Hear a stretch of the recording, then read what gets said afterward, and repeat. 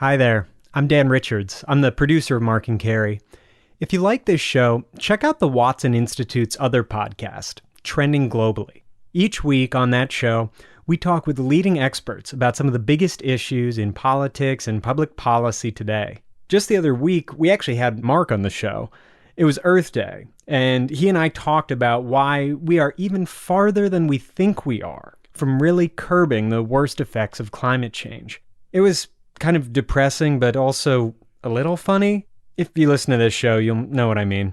We'll put a link to that episode in the show notes, or you can listen by subscribing to Trending Globally, wherever you listen to podcasts. Again, that's Trending Globally. All right, on with the show. Thanks.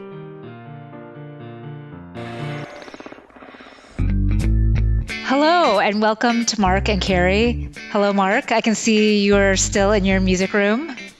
I am still stuck in the basement of Musical Destiny. Yes, that is true. Great. So great. Are you recording some new singles? It's going to be a 10-part concept album based around the word Amagama. Wow. No, that's total nonsense. No, it's actually just a playroom. It's really, there's no record. I mean, I could do recording, but I just can't be bothered because at the end of the day, who on earth wants to listen to a 53-year-old white guy's songs? It's just a really bad idea. I mean, this is why you two are no longer superstars, right? Because at the end of the day, they're now like 60-year-old white guys, and it's like, nah, we're done. That's it. Oh, that's funny. Well, you never know. You could be do a nostalgia tour or be nostalgic for some of those listeners out there. But we're back, and it's May, and there's, as always, lots going on around the world. And we're going to start with Facebook, quote unquote, Supreme Court. And I was looking this up because I wanted to make sure I got it right. But the official name is the Facebook Oversight Board, which to me just sounded like so bureaucratic and like old communist Mother Russia. It's a 5-member board, of 20 people. It's rotating, and then they deliver the verdict. And the one that made the news was whether or not former President Trump would be allowed to have his Facebook account back or not. What was your take on this whole process? Well, I thought to use a great British cricketing expression, I thought they played a blinder with this one. Because, so the person who kind of runs the ethics side of Facebook, which is a bit like running the sort of, how can I put it, the ESG for Satan, is Nick Clegg, who used to run the Liberal Democrats, right? Yep. So then I'm sure that he came up with this wheeze of let's have a Supreme Court, right? So when I think oversight board, I agree with you. I think bureaucratic, but I also think the type of thing that's like, the oversight board for like some small club in Middle England, like, the oversight board for the finance committee of the cricket club, right? It does nothing. It has no power whatsoever. Yep. So they recruited all these worthies, ex-journalists, human rights people, whatever, right? And said, well, you decide this. And they basically got together and said, do you smell a stitch up here? I mean, do you think that basically they've just asked us to do this so that they don't have to make the decision? And what they did was they just kicked it right back and said, over to you, Zuck, because you got no standards, no procedures, no guidelines. You need to work all that out before we can come to a decision. We are not going to carry the can for this one back to you. So I thought they did exactly what needed to be done. Well, I was interested in the people involved in it. You're right, like Nick Clegg, another former prime minister of Denmark, former circuit court judges from the U.S. So I was interested in the makeup of the panel. I wonder how much they're getting paid. Well, I wondered that too. And like Nick Clegg is like the head of global affairs or something like that. But anyway, in any case, I did think it was interesting too that they really showed that the emperor doesn't have much behind the curtain, and to do it in such a public way as well. Who knows whether it'll have any implications for the future, but at least it showed that the panel was actually being serious about what they were taking on. Well, mainly because if they just did the ruling themselves, they know that they would have like 75 million baying Republicans after their blood. Yeah. So you're not going to do that unless there's an extremely clear set of guidelines that you can actually say, no, here's why we made this decision. They gave them nothing. He kicked the ball to them. They went, no, that's toxic, and kicked the ball back. So it'll be interesting to see what they do with it next. My basic idea here is that they just want to get him back on the platform, because he's great for numbers. Yeah. Yep. That's it. I was thinking the same thing for Twitter too. I mean, that, there are several articles recently that, the world seems much calmer because people aren't worrying about what's going to show up on Twitter. But then I thought, well, I mean, Twitter and Facebook, et cetera, I mean, they have to be thinking exactly to your point, like we're losing eyes. Like we need to have those eyeballs on us, wondering what's going on every second of the day. And the guy's an eyeball generator. It's as simple as that. Yeah. The one that I always used to say was, what happens to CNN when Trump's gone? Because their business model collapses. And it turned out I wasn't far wrong. Ed Luce in the Financial Times runs Swamp Notes, which is this little thing that you can get from him if you subscribe to the FT. And he had the number in it. Their revenues were down 40%. 40%. Jeez. Yeah, exactly. So you can imagine the irony of like the liberal network that tells the truth, right? Basically praying that Trump comes back to save their business model. Well, I've been watching Spoiling Myself, which is, or treating myself to a little like cable news in the morning, which is actually just torture. But I was about to say, that's your definition of treat. I know. Instead, it's just total. I don't know why I do it to myself. But they're really scraping. They're like, today, President Biden said red, and his press secretary said blue. They're clearly not on the same page. And so it's just not to the extent, but they try to reach back. And I think some of this is around Liz Cheney, and she's going to lose, I think, the votes tomorrow, going to lose her leadership position, or voted on Wednesday. And I was texting with one of my friends, and he said, why do people care about this? She's the number 3 in the Republican Party in the House of Representatives. Does anyone even know who she is except the daughter of former Darth Vader vice president? And I thought, yeah, you're probably right. No one cares. And it's just the insider baseball trying to pump up whatever, the news content. No, absolutely. I do think the one thing that is more interesting than that in American politics, and I want your take on this, is the Arizona recount. Yeah. And then the Florida whole sort of voter restriction thing. Is this really just evidence that at the end of the day, not just that Trump's hold is still there, you must agree with the leader and you must agree with the big lie, that ultimately the Republicans really are willing to just dispense with democracy for power? Yeah. I mean, is that really where are we literally at that kind of, this is what happens when democracies die moment? I mean, it's, you want something that's a little bit more glamorous, I think, as an explanation, but just like old school political science, it is just about power. And they're just, the people, the elected officials are just thinking this gets my people excited, and it moves them to the voting booth. And that's all it is about maintenance of power. I mean, Kevin McCarthy, I saw on Twitter, someone said, why did we ever think that Kevin McCarthy didn't sleep well at night? He's just fine. He's decided he wants to be Speaker of the House or whatever he wants to be, and that's what his end goal is. So why are we suddenly thinking that he's going to have some sort of crisis? He never has.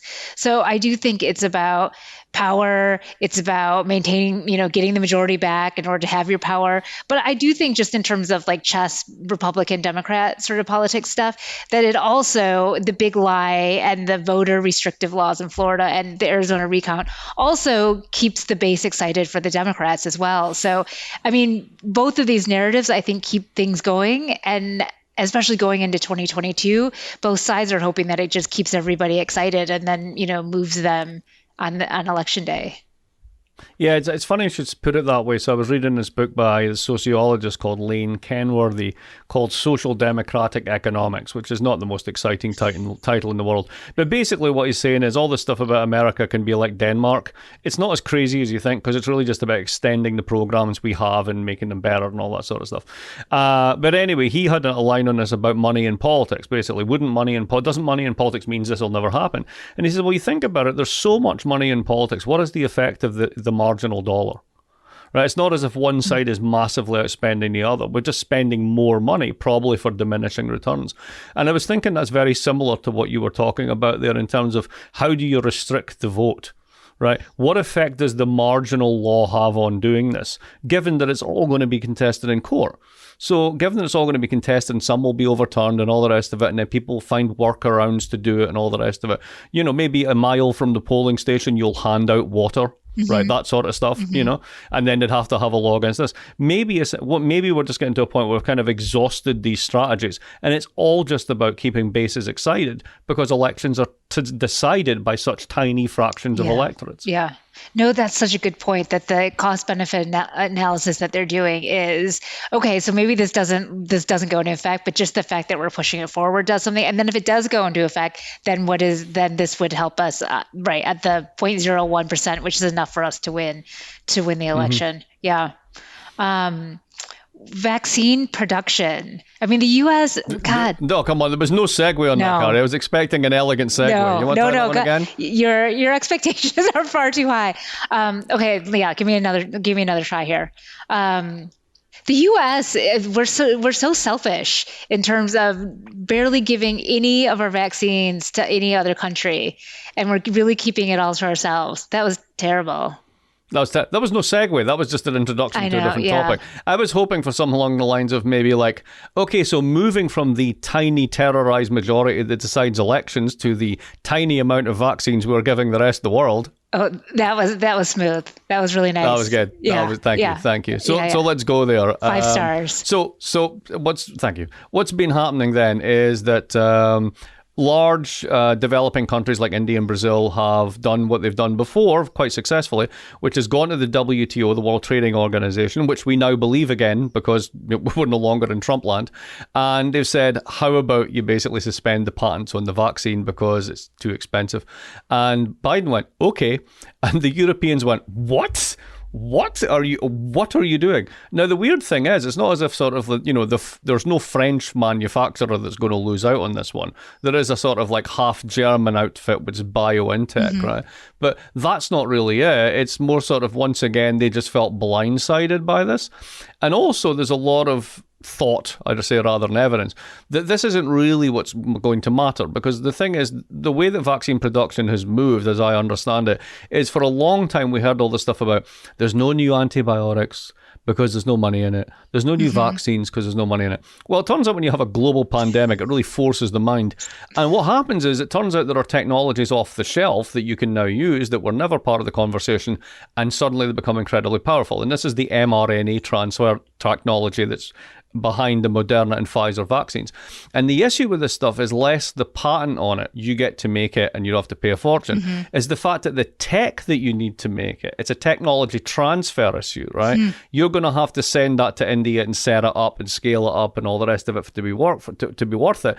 In which case, you might as well just double your production where you have it and then give out the vaccines, and we can talk then if this is really about the cost, etc., etc. So I just thought it was quite interesting that, like, we think about this very much in a mindset from 10 years ago.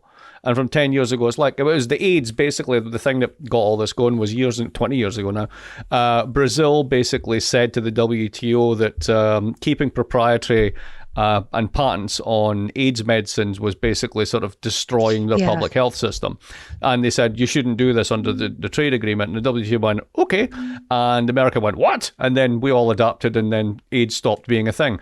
And I think they were kind of using that model in their head. But now that the tech has changed so much, it's not clear that's the model. Yeah. It's not clear that's really the issue. But I just think it was funny that the Europeans freaked out, even though the fact that they actually don't make any of the stuff directly very much.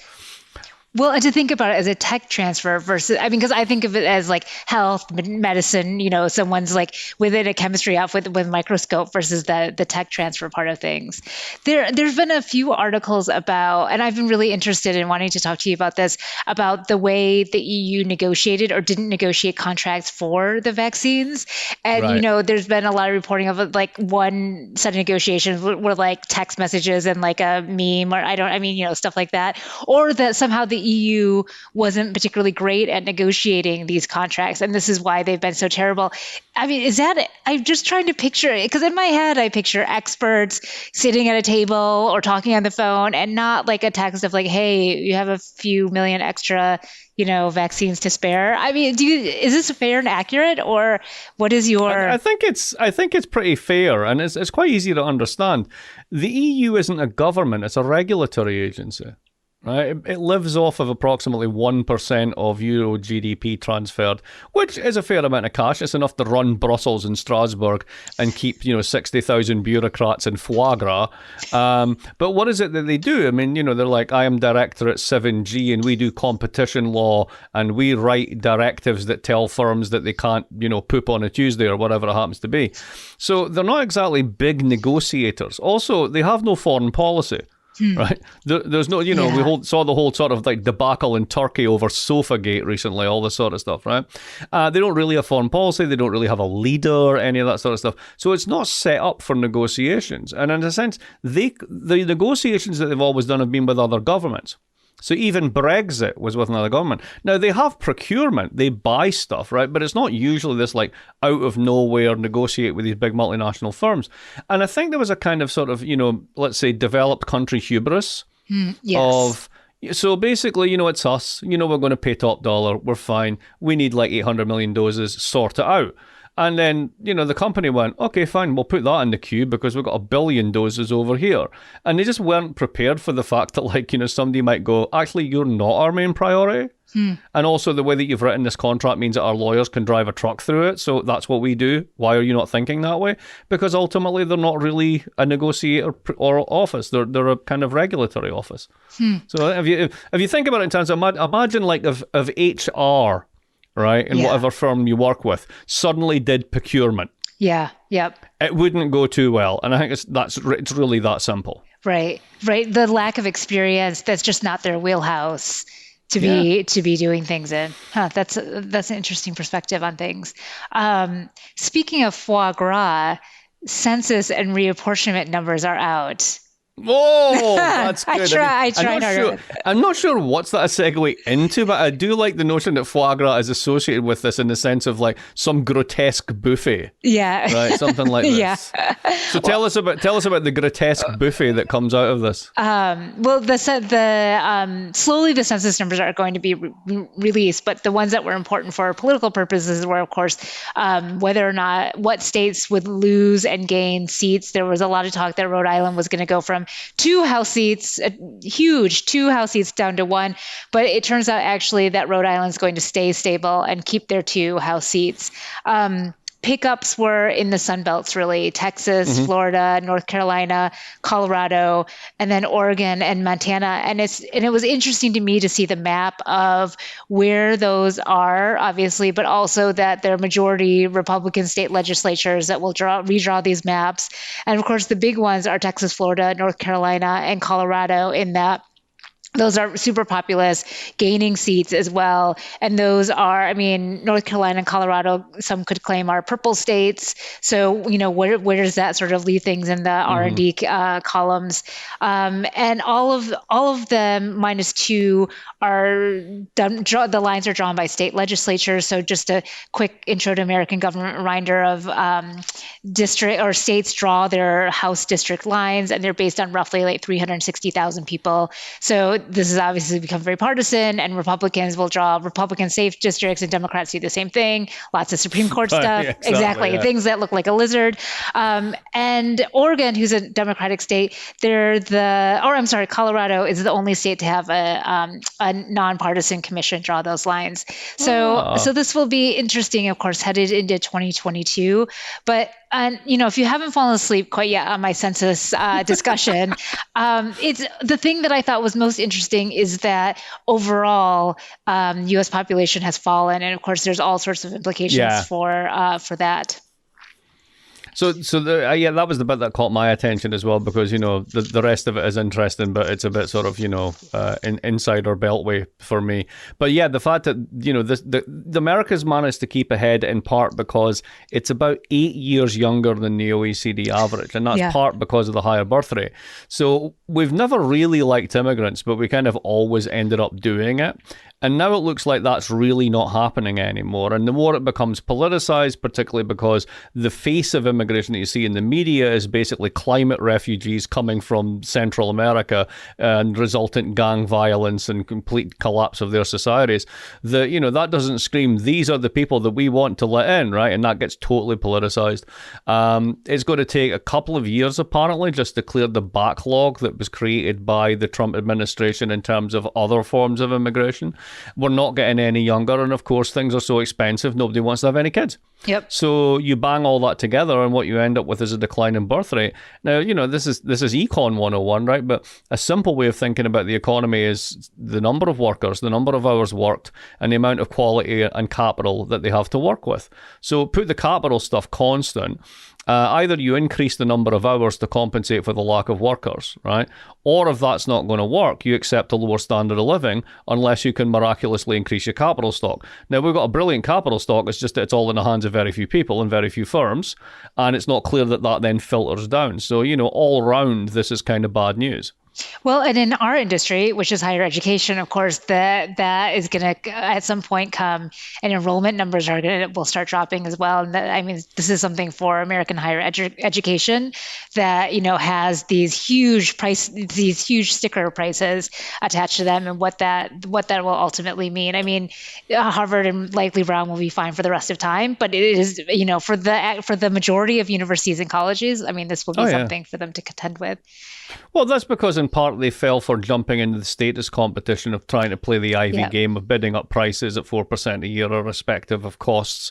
And state legislatures, particularly Republican ones, but also Democratic ones, essentially saying you're on your own, you're not getting any more public money, we're going to take it in tax cuts. So the only way they could do it is by basically raising fees and doing a status competition and building bigger gyms and having more facilities and more counselors or whatever it is that you happen to need to compete these days.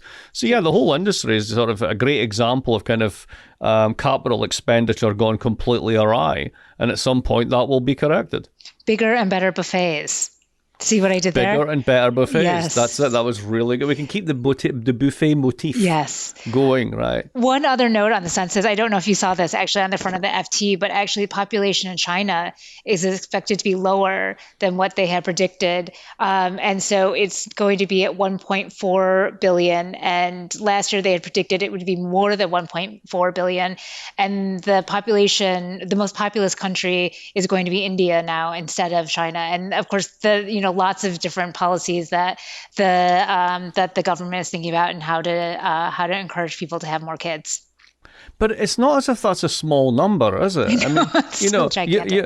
Your average European country is about 30. It's a false average because you're basically adding sort of Latvia to Germany, right? But, it's about 40 million, let's say. So America comes in at 330 million. 1.4 trillion? Billion. No, billion. Yeah, 1.4 billion rather, 340 million. Well, you know what I'm saying. That's a huge number. It's still a huge number. Basically add China and India together and you got over 40% of the world's population. Yep. How many people do you need, for goodness sake?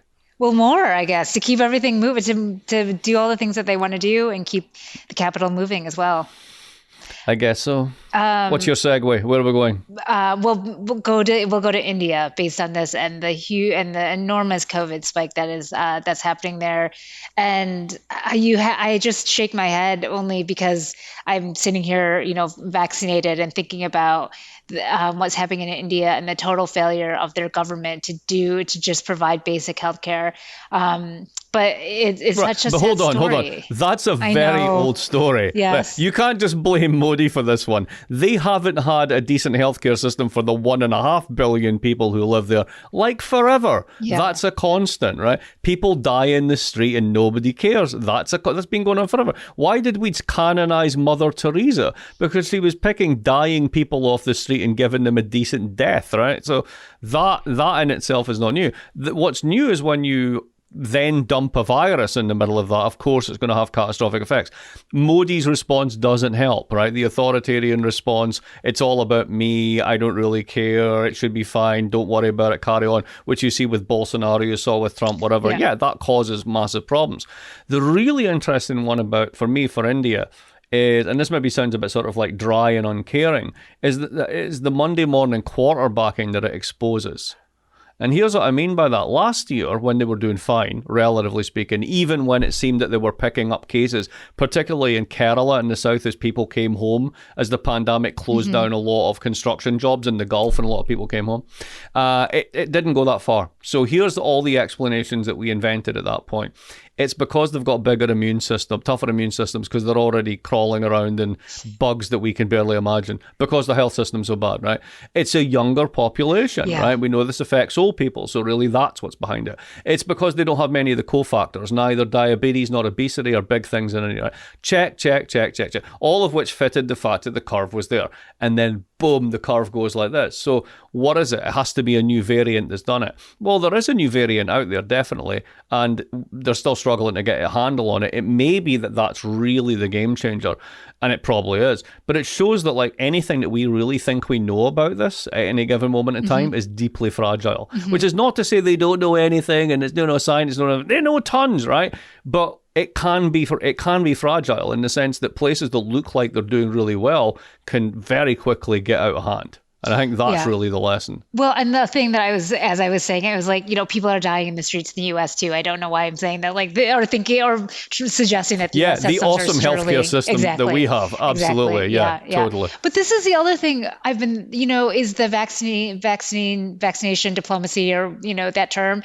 I mean, also that the U.S. has kept everything. Basically, the UK has, EU has done a little. I mean, that we're ahead of vaccination is one of the big reasons why we're not having a spike. So you also just think like they just got screwed in this deal too. Well, and they're also the world's largest vaccine manufacturer, but it's all made for export. Yeah. Right.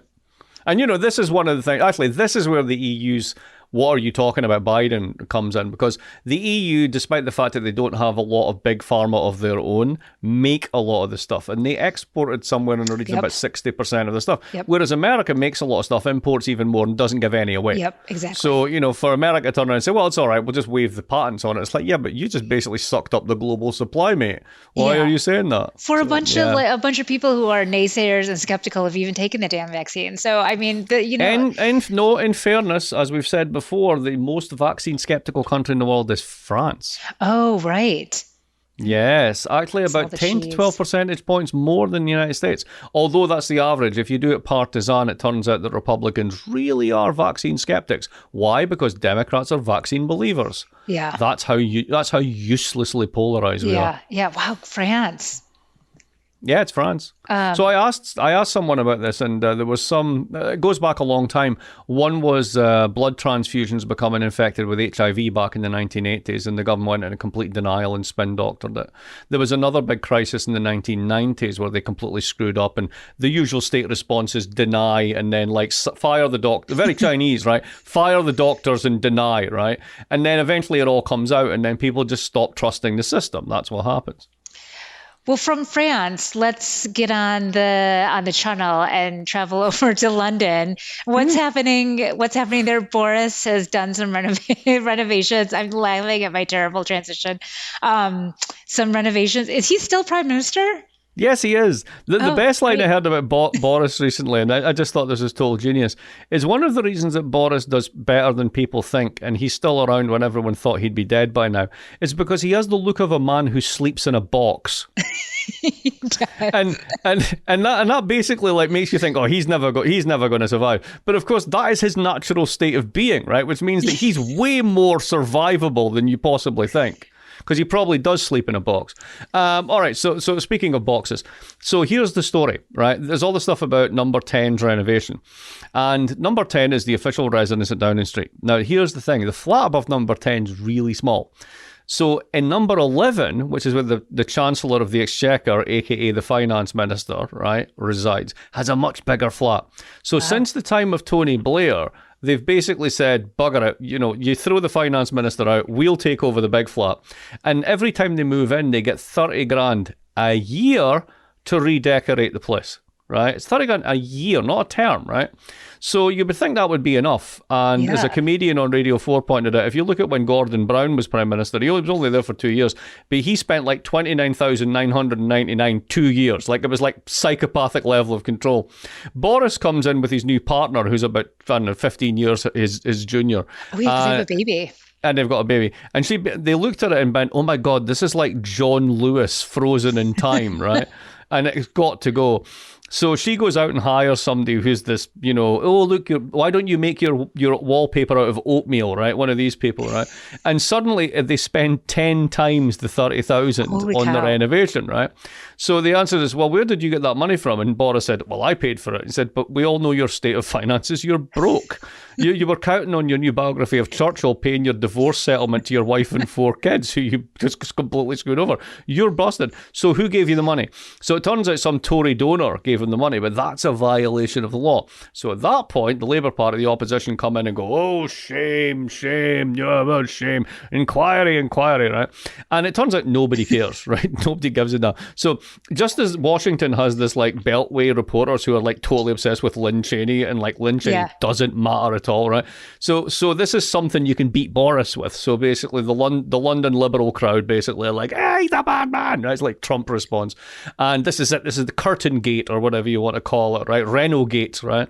And it turns out nobody gives a shit. And the reason we know this is because just a few days ago, there's a town up north called Hartlepool. Okay. And Hartlepool, when they did the redistricting, we do that too. Wow, in 1964, it became a constituency. And since that time, it's been so solidly Labour that back in the 1980s, they honestly used to say if you took a dead dog, ran it over, stuck a Labour rosette on it and stick it up in the mayor's seat, you'd probably get 50,000 as the majority, right? Okay. So this is the one, they've already been talking about the red wall, right? Basically the same as the blue wall in the United States, the red wall of Labour in the north, falling down because of Brexit. Yeah. This one, basically the Conservatives, the Conservatives candidate was a woman who reportedly spent more time in the Cayman Islands than she's ever done in Hartlepool. Okay. The Labour candidate was a doctor, a local doctor, who's this young photogenic guy who believes in the health system and all this sort of stuff, right? And Labour got its ass handed to it by 20 points. No, I mean, that's not, right. That's a whooping. So Boris is like, curtain gate. Keep going, keep talking. It makes no difference. We are annihilating you. And there's been huge amounts of like to and fro in the British press and on Twitter and all this sort of stuff about what's going on. And I think there's a very simple story with this, which is the right are always more politically adaptable than the left, because the left have principles where the right basically has strategies. And what the Conservatives have done is they've realised that all the years of austerity and everything was a total disaster for them, and Brexit hasn't helped. But they've rode with it and they own it. And what they've done is they've gone to the left economically, and they've proven with COVID and everything they're willing to spend the money, right? And they're committed to building back better or their equivalent and putting money up north and all this sort of stuff. So to your marginal voter up north in Hartlepool, right, they probably will spend as much money as Labour. And then what happened is they moved to the right culturally. Yeah. Right. Yep. So, they're not most British people do not think that throwing statues of Winston Churchill in the sea is a good idea, because if it wasn't for him, you'd all be speaking German, right? That's a narrative that strongly resonates, right? So they've managed to hit the sweet spot where they're on the left economically and on the right culturally. There's nowhere for Labour to go. Yeah. Right? That's it. So Matt Goodwin, who's a political scientist in Britain, did this piece in the Sunday Times, and it just said, what's the point of the Labour Party? And that just nailed it for me. I thought that was exactly, what are they for when they've been totally outflanked? I mean, this is like such a lesson for the Democrats in that you have successfully put $1,400 in people's pockets, and like they don't give a crap about Liz Cheney or whatever her name is, right? They're happy they have $1,400 in their pocket, and so period, stop there because you're ahead. And then when you start to do this identity stuff and all this stuff, this like, touchy, whatever, that's not PC, you can't say that anymore stuff, like turn it off, and I don't want to hear it. And so as much as I'm for having those conversations as a party, just that has to, I mean, the left, whoever's driving those conversations has to just be, it has to be in, some sort of conference room somewhere, talk to, or they have their voice heard in some way. But as a big party, like those conversations, just it's going to be Hartlepool in 2022. So there was a great line, I'll quote the comedian on the news quiz in Britain who said this. He said, the Labour Party's problem, and it's very like the Democrats just now when you're talking about the traditional wing versus, if you will, what they're calling Fox, the woke warriors, right, for want of a better term. And this comedian put it beautifully. She said, the Labour Party's a bit like a village hall, and it turns out they're double booked. And you've got to accommodate both on the same day. One group is the Mormons and the other one's a sex club. Yeah. that's great though. Like, and that's it. It's kind of like, it's a joke, but it's kind of brilliant because it really is that incompatible, right? And that's what it is. So the way that the right wins on this is by basically just pushing buttons to watch the culture war get more and more hot, because all it does is it hurts the Democrats or Labour. For them, it's gain every time, which is why Fox does what it does. It just keeps pressing on it. That's it. And then they get a response out of the left, and then they just turn that into the meme machine. Yeah. The more you say cancel culture, the better it is. That's it. And then if somebody walks up and says, well, you should think about it. We've always cancelled people. We're just actually being honest about the reasons we're doing it. No, don't care. Don't care. Nope. See, you're the problem. Yes. That's it. Rinse and repeat. Rinse and repeat. Yep. Is it time for fun stuff? There is one little thing, which is that the Scottish also had an election. Oh, geez, and the SNP came back with not enough for an overall majority, but they did slightly better than I thought they did. And along with the Greens, they do have enough to call for a referendum. Whether or not they can get it is a matter of constitutional dispute. The First Minister has said that she's not going to call for it until we're out of COVID anyway. But expect this one to run and run. This is a real story. This is going to happen sooner rather than later. So keep watching this one. I don't anticipate anything over the next 2 years, really, till we're fully out of this. But then, we'll see where this one goes. Do you is your view, and I know you've spoken about this in various talks and written about it as well. What's your personal/professional view, or are those two separate views that you have? No, they're not. I mean, I would put it this way. I'm a sort of a de facto, not supporter is the wrong word. I understand why people think it might be a good idea to be independent after all this time. And one way to think about it is the following. It's two cities that are closely integrated together over a distance of 20 miles. It's a technologically advanced society. It's got really good universities. It's got a lot of cultural and historical capital. Add a dozen towns on top of that and a handful of other places. Fantastic, beautiful countryside. Mm-hmm. I mean, how hard can it be, right? And then the other one is this. The last time that Scotland was independent, the word capitalism was yet to be written down. No. So that's... Yeah. 300 odd years, right? I was wondering. Yeah, okay. Exactly. So if you think Brexit taking 30 years of stuff apart is a hard one, try 300.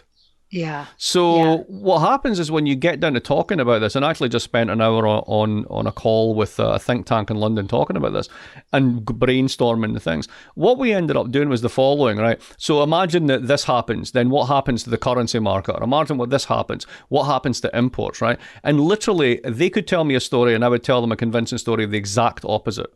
I would tell them a story, they could do that to me. Nobody knows. We've never been here before.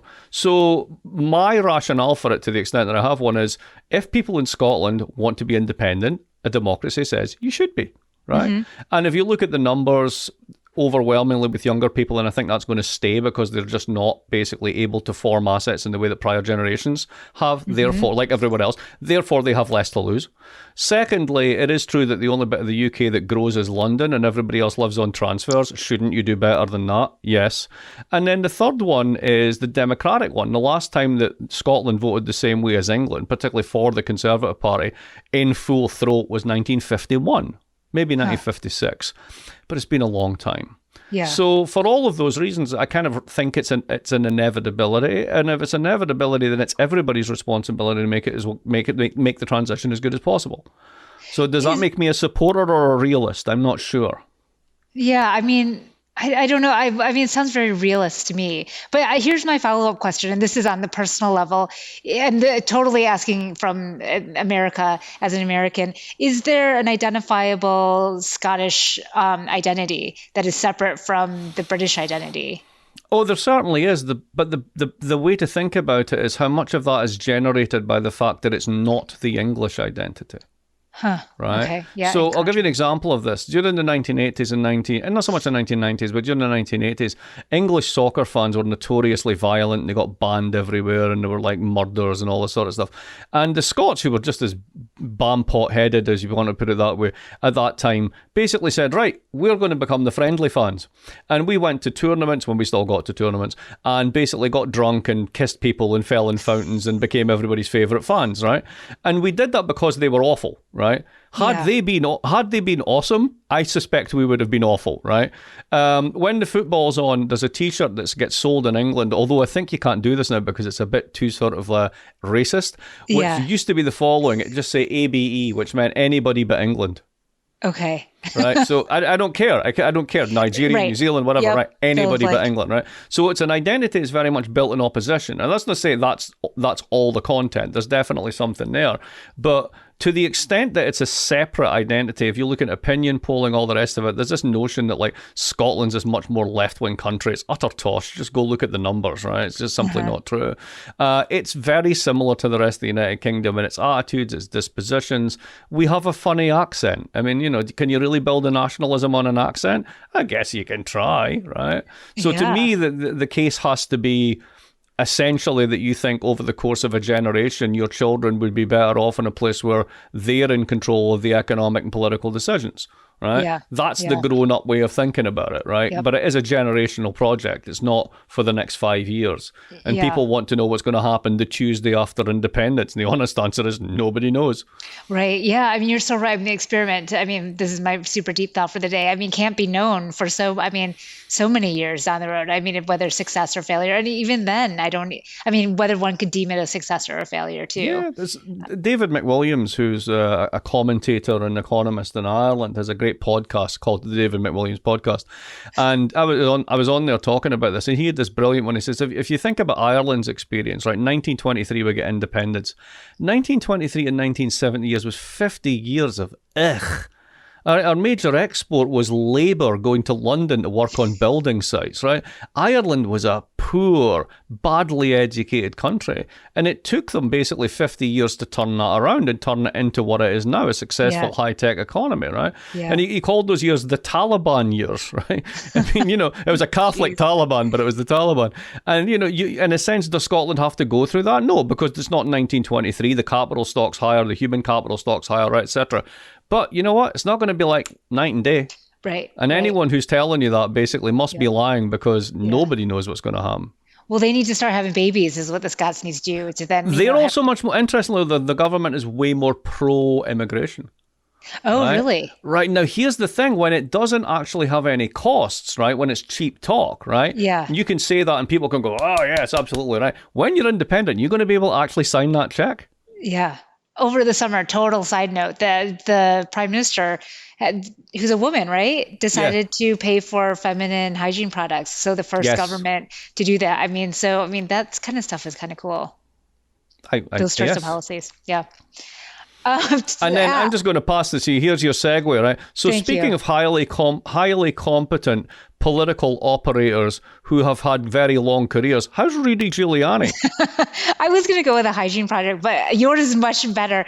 Rudy, so his house got whatever the technical term, they broke in, or they didn't break in, but they had the warrants. That's the word I was looking for. FBI had warrants for, and they seized a ton of stuff. And you know that if the FBI has warrants for that, they have some real, they don't do it just on we think he's got some bad stuff there. They have some real evidence. So I'm so curious. Well, I don't know. Do you remember the Mueller investigation? But did they do the knock on the door and at I think it was a couple of door knocks. I think it was and they tried to get people to roll and all that sort of stuff. And it turned out to me, my reading of that whole thing, not that I read the whole report, right, was essentially like a hunch that I had right at the start was what you've got here is a bunch of bozos from Queens that happen to have made a whole lot of cash. If they were really doing deep cahoots with Russia or whoever, right, they'd probably the combined arms of the NSA, the CIA, and the FBI would probably find out in about 10 minutes, right? If you've spent 10 months looking for it, it probably isn't there, right? So, as with Rudy, I don't know if that rule applies. But yeah, apparently it's the stuff over Ukraine that they're quite excited about. But you can't, now I'm just talking out of both sides of my mouth, but you can't think that Rudy is some criminal mastermind. And it's kind of he wrote it on a piece of paper and photocopied it and sent it to Putin or something, And then he wiped his head with it, and then all the hair oil came off and nobody could read it. It's just, I I'm just for the Rudy stuff on the, on salacious kind of stuff that they're going to find, that will just like further disintegrate his reputation. But maybe his reputation. I think at this point in time, things are so polarized here that there are probably people who think that he's still doing an excellent job and he's trying to expose the big lie, and the whole of the establishment and the deep state are against him, and nothing you could say would shift that opinion, right? And then for anybody else who's on the other side, it's sort of like, wow, that was America's mayor. When did he lose it? I know, right? Yeah. When did he go? When did he become this Rudy Giuliani? The Kraken. Yeah. Yeah. Well, thanks, Mark. That was fun. It was a good catch up. It was longer than our usual episode, so I hope people can deal with that. But, there we go. Yeah. It's been a while. Just press pause and then come back. We'll still be here. There's always that, exactly. Well, do you want to segue our way out of this? We'll be back for another episode. How's this one? All right. Like the guy who bought the Segway company and then managed to kill himself by reversing off a cliff, we'll be back. Well, in a much more positive way, though. In a much more positive way, yeah. Exactly. Thank you for listening, and talk to you all soon. Bye.